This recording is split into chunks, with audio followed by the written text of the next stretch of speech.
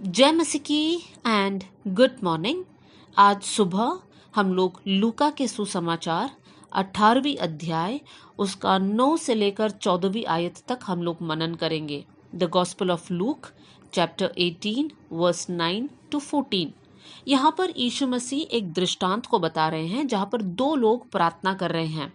एक है फरीसी और दूसरा है चुंगी लेने वाला।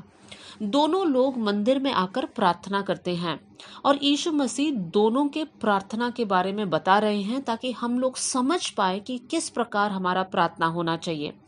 फरीसी मंदिर में आता है और प्रार्थना करता है। 11वीं आयत में हम पढ़ सकते हैं, वो इस प्रकार प्रार्थना करता है, हे परमेश्वर, मैं तेरा धन्यवाद करता हूँ कि मैं दूसरे मनुष्य के समान अंधेर करने वाला, अन्याय और व्यभिचारी नहीं हूँ। मैं ये चुंगी लेने वालों के समान नहीं हूँ। और 12वीं आयत में वो प्रार्थना करता है, मैं सप्ताह में 2 बार उपवास करता हूँ, मैं अपनी सब कमाई का दशवांश भी देता हूँ। देखिए, फरीसी यहाँ पर कहता है कि मैं कुछ गलत नहीं कर रहा हूँ प्रभु जी, लेकिन उसका मनसा, उसका एटीट्यूड प्रभु के सामने सही नहीं है। वो कहता है कि मैं दूसरे मनुष्य के समान अंधेर करने वाला नहीं। उसके नजर में दूसरे लोग तुच्छ है और वो धर्मी है। लेकिन मेरे प्रियो, अगर एक भी बात में हम लोग चूक गए, भले हम बाकी सारी बातें अच्छा कर रहे हैं, तब भी हम प्रभु के सामने गलत है। और ये बात इस इंसान समझ नहीं रहा है। उसको लगता है वो धर्मी है और वो प्रभु को उस विषय के लिए धन्यवाद देता है। किस विषय के लिए धन्यवाद देता है? परमेश्वर अच्छा है उस विषय के लिए वो धन्यवाद नहीं कर रहा है, लेकिन वो प्रभु को धन्यवाद कर रहा है कि वो दूसरों के जैसा नहीं है। मेरे प्रियो, परमेश्वर इस प्रकार का एटीट्यूड को पसंद नहीं करता। अब हम देखेंगे चुंगी लेने वाले ने कैसे प्रार्थना किया। उसकी 13वीं आयत में हम पढ़ सकते हैं, परंतु चुंगी लेने वालों ने दूर खड़े होकर स्वर्ग की ओर आंखें उठाना भी ना चाहा, वरन अपनी छाती पीट पीट कर कहा, हे परमेश्वर, मुझ पापी पर दया कर। अब यहाँ पर है चुंगी लेने वाला। ये निश्चय पाप किया है, क्योंकि उस समय पर चुंगी लेने वाले लोग जो है दूसरों से ज्यादा पैसे लेते थे, उनको लूटते थे। अब यहाँ पर एक पापी मनुष्य लेकिन प्रभु के सामने आके रोता है। प्रभु के सामने वो कबूल करता है कि प्रभु, मैं पापी हूँ, मुझ पर दया कर परमेश्वर पिता। अपने पाप को वो देखकर अंगीकार करता है और उसको छोड़ने के लिए वो तैयार रहता है। ऐसे लोगों की प्रार्थनाओं से परमेश्वर खुश रहता है। मेरे प्रियो, बहुत से वक्त हम ये फरीसी जैसा प्रार्थना करते हैं। हो सकता है शब्द को हमारे मुंह से हम नहीं निकालते होंगे, लेकिन हमारी सोच में हम ये फरीसी समान है। हम दूसरों को देखकर हम इस प्रकार सोचते, अच्छा वो तो चर्च जाते नहीं, हम तो हर संडे चर्च जाते हैं, हम उनके जैसे नहीं हैं, हम अच्छे लोग हैं। या फिर आप सोचते होंगे, अच्छा वो लोग ताली बजाकर प्रार्थना आराधना नहीं करते हैं, मन लगाकर प्रार्थना नहीं करते, देखिए मुझे देखिए, मैं तो ताली बजाकर नाच नाच कर आराधना करती हूँ। तो हम क्या कर रहे हैं यहाँ पर? हम अपने आप को श्रेष्ठ समझ रहे हैं और दूसरों को तुच्छ समझ रहे हैं। मेरे प्रियो, ये गलत है। 14वीं आयत में यीशु मसीह कहता है, मैं तुमसे कहता हूं कि वो दूसरा नहीं परंतु यही मनुष्य धर्मी ठहराया जाकर अपने घर गया। कौन धर्मी ठहराया गया? चुंगी लेने वाला।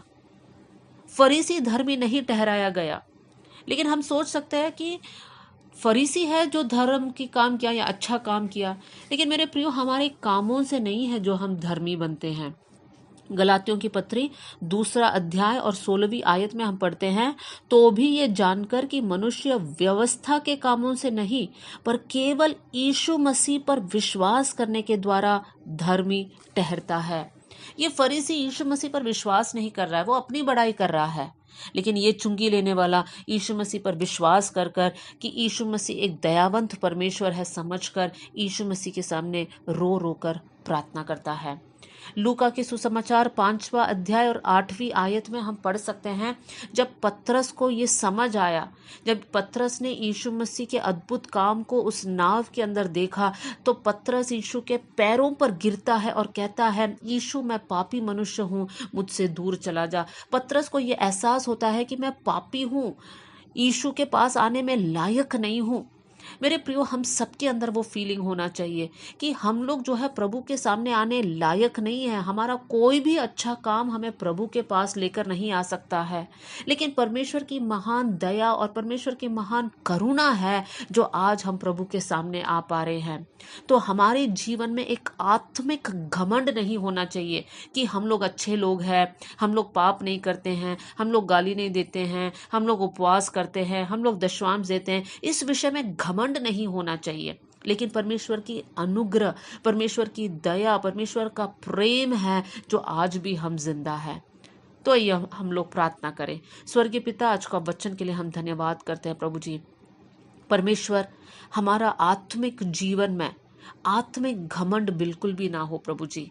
परमेश्वर, हम अपने आप को आपके सामने समर्पण करते हैं प्रभु जी, और हम ये दुआ करते हैं प्रभु, हमारा सोच, हमारा एटीट्यूड आपके सामने सही रहे प्रभु। दूसरों को देखकर उनको तुच्छ समझने वाले ना रहे प्रभु जी, लेकिन परमेश्वर हम ये बात को समझे प्रभु जी कि हम लोग लायक नहीं थे प्रभु जी, लेकिन आपका प्रेम हम तक पहुंचकर हमको योग्य बना, इसलिए हम धन्यवाद करते हैं। हमारा काम नहीं प्रभु जी, आपकी दया है, इसलिए हम धन्यवाद करते हैं।